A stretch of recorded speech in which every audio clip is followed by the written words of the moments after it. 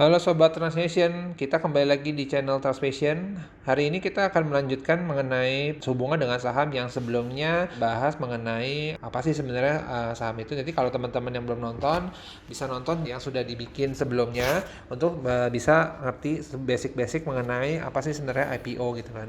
Jadi kenapa sih orang mau IPO, terus apa sih manfaat IPO, itu kan sudah dibahas di video sebelumnya. Jadi sekarang hari ini kita akan membahas mengenai hubungan sama papan-papan yang ada di pencatatan saham. Jadi saat kita sudah IPO, kita akan tercatat nih sahamnya. Cuma perbedaannya papan-papan yang di saham itu ada beberapa tipe. Jadi yang dari dulu sampai sekarang itu adalah papan utama sama papan pengembangan. Nah, di 2019 pemerintah membuka satu lagi papan untuk pencatatan saham itu disebut papan akselerasi, dan itu ditujukan untuk bisnis-bisnis startup yang masih baru berkembang dan juga bagi perusahaan yang masih kecil asetnya itu untuk tetap bisa ikut dalam ajang IPO yang ada di Indonesia.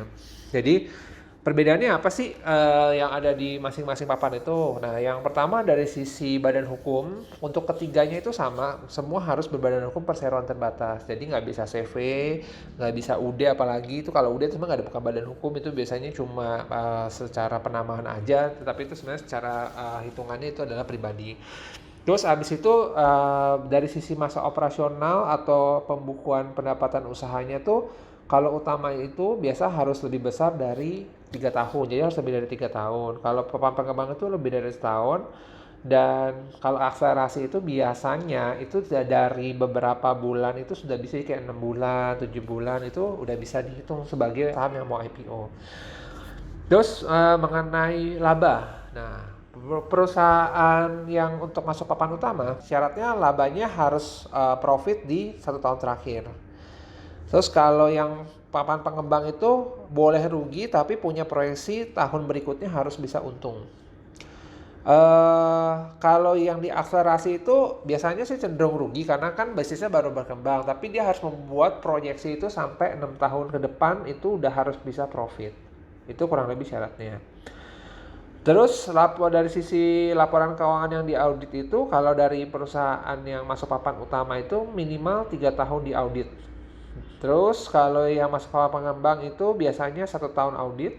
Dan kalau misalnya yang perseroan yang untuk yang masuk papan akselerasi itu minimal 1 tahun juga. Atau kalau kurang dari setahun pun juga nggak masalah, nanti tetap akan ada keluar opini dari auditornya. Dari sisi aset, kalau papan utama itu masuk papan utama nilai aktiva bersihnya itu artinya net asetnya harus lebih besar daripada 100 miliar. Kalau yang dimasuk papan pengembang itu minimal itu 5 miliar sampai dengan 100 miliar. Kalau misalnya akselerasi nggak ada ketentuan, jadi artinya boleh berapa aja nilai asetnya. Yang penting ketentuan lain terpenuhi.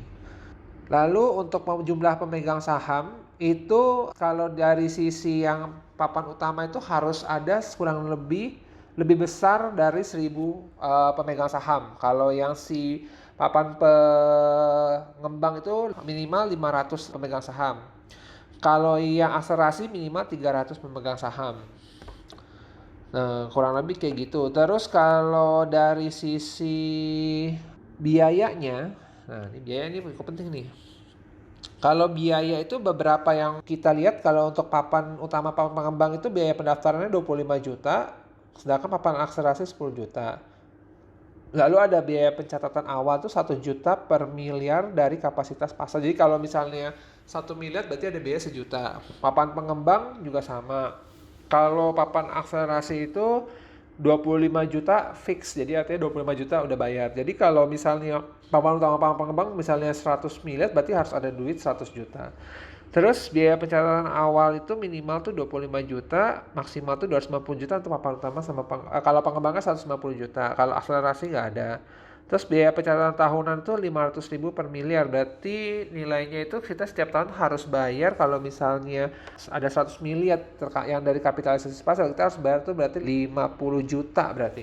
Lalu kalau misalnya papan akselerasi kita bayar cuma 25 juta, ya kurang lebih. Jadi itu adalah perbedaan kalau misalnya kita masuk perusahaan kita IPO di pasar. Jadi kita punya ada dari sisi biayanya kita beda, dari sisi jumlah asetnya kita beda. Nah, terus setelah udah masuk pasar, harga yang ada kebentuk di pasar tuh sebenarnya nggak akan mempengaruhi perusahaan secara langsung. Kenapa? Karena pada saat saham itu udah dijual di market, di bursa saham, itu yang transaksi itu adalah antara penjual dan pembeli yang masuk di pasar sekunder. Jadi kayak misalnya investor A, investor B, ya dia investor A lagi jual, investor B lagi mau beli, ya udah mereka nanti mereka berarti sahamnya berpindah. Tapi secara perusahaan, company-nya nggak terjadi apa-apa karena uangnya tidak lari ke company. Jadi itu hanya jual beli yang terjadi di antara investor yang beli dan investor yang menjual saham. Nah, sehingga yang nanti bisa berkembang berikutnya setelah IPO adalah biasanya company itu melakukan right issue. Nah, right issue itu sebenarnya adalah kayak IPO kedua, jadi IPO tahap 2. Jadi dia menerbitkan saham baru yang nanti ditawarkan ke masyarakat untuk bisa mendapatkan dana segar lagi. Nah, tapi biasanya right issue itu dilihat dari sisi ratingnya. Jadi ratingnya perusahaan itu berapa? Misalnya ratingnya A+ atau ratingnya AA+. Nah, itu semua itu tergantung dari rating yang membuat orang tuh atau investor itu percaya kalau misalnya kita right issue saham ini dibeli nanti sahamnya akan naik, kurang lebih gambaran gitu. Naiknya saham itu sebenarnya secara fundamental akan diikuti dari laporan keuangan yang akan diterbitkan setiap 3 bulan. Jadi sebenarnya kalau perusahaan itu laporan keuangannya bagus, otomatis biasa harga sahamnya akan mengikuti. Nah, cuma jeleknya di sini di pasar saham Indonesia dibandingkan sama pasar saham kayak di New York atau di maksudnya di negara yang sudah maju, saham di negara kita tuh cenderung harganya masih murah. Kita ngomong ada saham harganya cuma ratusan perak gitu kan per lembar. Kalau misalnya ada asing masuk, lalu tiba-tiba dia beli saham yang ratusan perak itu, terus dia angkat, dia goreng sahamnya ke atas, padahal mungkin fundamental marketnya, artinya fundamental company-nya sebenarnya biasa aja, itu yang menyebabkan orang itu kadang tuh termakan gorengan saham yang memang kelihatannya tuh wah hari ini naik 20%, besok 20%. Pas naiknya udah 50% terus orang pikir tuh akan naik lagi, dia belilah saham di angka yang udah tinggi, nanti habis itu si orang yang waktu itu beli di bawah itu dia jual-jualkan gitu. Jadi sahamnya tuh digoreng sama orang. Nah, itu karena saham Indonesia tuh tergolong kapitalisasinya masih kecil. Jadi buat kayak orang asing yang masuk ke Indonesia, artinya asing yang masuk invest di sahamnya bursa saham Indonesia itu cenderung bisa membuat pasar goyang kalau misalnya ada investor masuk itu cenderung naiknya signifikan, dan pada saat contoh kayak pandemik yang sekarang terjadi itu investor asing tuh cenderung keluar semua narik dananya dari Indonesia sehingga menyebabkan bursa saham itu jatuh dari yang waktu terakhir kalau kita ingat itu angkanya mencapai 6 ribuan IHSG. Sekarang tuh harganya sempat paling jelek itu di angka 4.000 sekian, sekarang udah bertengger mungkin ya 5 ribuan lah. Tapi maksudnya itu adalah disebabkan salah satu faktornya adalah karena asing keluar dari marketnya Indonesia.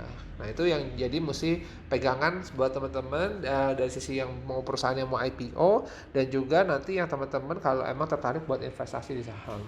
Kurang lebih itu terkait dengan IPO. Nanti kalau misalnya ada yang mau di komen terkait sama penjelasan ini gitu kan, jadi teman-teman bisa komen di bawah, nanti kita akan respon. Nanti juga kita akan berikan informasi kalau misalnya akan ada video-video berikutnya yang bisa memberikan edukasi buat teman-teman sehingga teman-teman bisa mendapatkan value kalau misalnya mendengarkan channel kita. Oke, jadi demikian channel kita. Jangan lupa like and subscribe juga supaya biar bisa dapat update. Thank you buat waktunya. See you for the next video.